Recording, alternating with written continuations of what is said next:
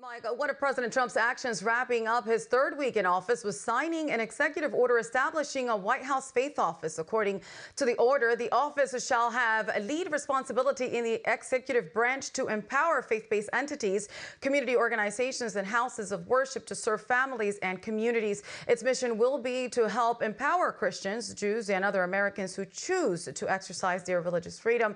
The executive order explains the office will be part of the Domestic Policy Council.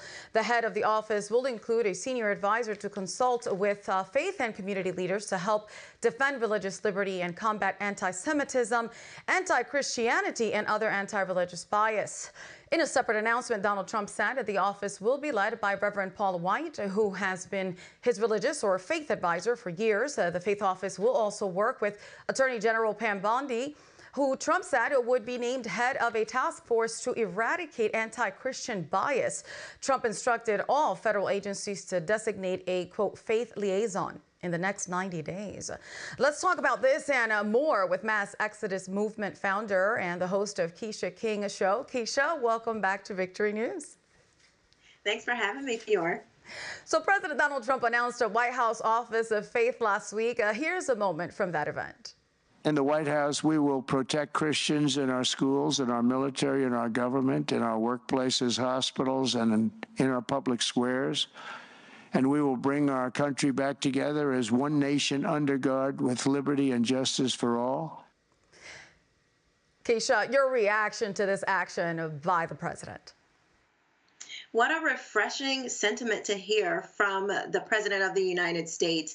The last 4 years has been mostly anti-Christian. When we heard the Biden administration talk about Christianity, it seemed to be in a very negative way. So it's so refreshing as a Christian myself to hear the President of the United States say that this is an important institution that we need to keep in our Judeo-Christian principled country.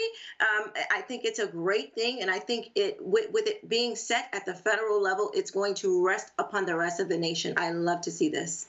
Yes, I couldn't agree with you more, Keisha. Now listen to Representative Jamie Raskin frame the Department of Government Efficiency known as DOGE as an assault on our political system. You know, Time magazine's got him sitting in the Oval Office on the cover at the Resolute desk, but he's acting like he is president. In fact, I don't know of any president who's ever done anything remotely like this, which is basically engineer an operation to take custody of millions and millions of records of the American people. Democrat Representative Raskin called the work of DOGE a rapidly expanding coup against the United States and supports fully the judicial system, stopping the curtailing of federal spending. Do you believe that seeking to eliminate government waste of tax dollars is a threat to the United States, Keisha? I don't even know how you could possibly come up with that. That's your summation of what is happening right now. It's a coup. No, what has been happening has been a coup against the American people. This is what we want. We want to know, shocker, we want to know where our tax dollars are getting spent. And none of us, guaranteed, none of us want any of our money, 50 million of it to be exact, to be sent to Gaza to buy condoms. Guaranteed, no American wants that. We like to see what is happening with our money in the federal government. Transparency indeed. So Department of Homeland Security Secretary Kristi Noem had good news for the Hurricane Helene victims in North Carolina. Let's listen. The past 5 days, we've decreased the number of open cases by almost 80%. President Trump is ensuring that communities aren't forgotten, and he launched the first major initiative to connect farmers with recovery assistance as well. Keisha, it appears a grand total of 0 major news outlets reported this fact. What do you think FEMA was doing under Biden's leadership that these people had to suffer for months?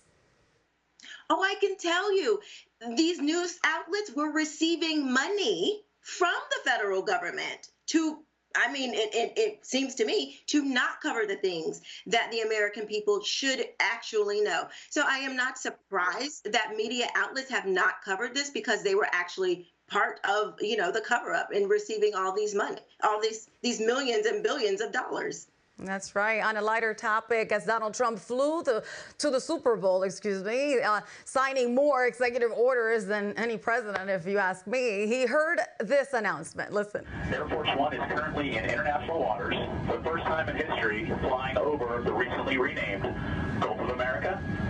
Please enjoy the flight, and we are now about to head westbound to Super Bowl 59.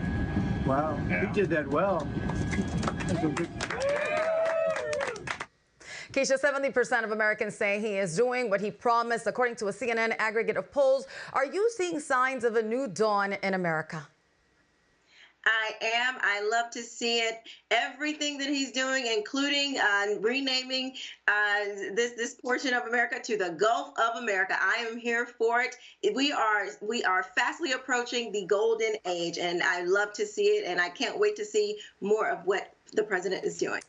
Thank you, Keisha. To find out more about Keisha King and the Mass Exodus Movement, visit KeishaKing.com or MassExodusMovement.com. Thank you again, Keisha, for being with us today.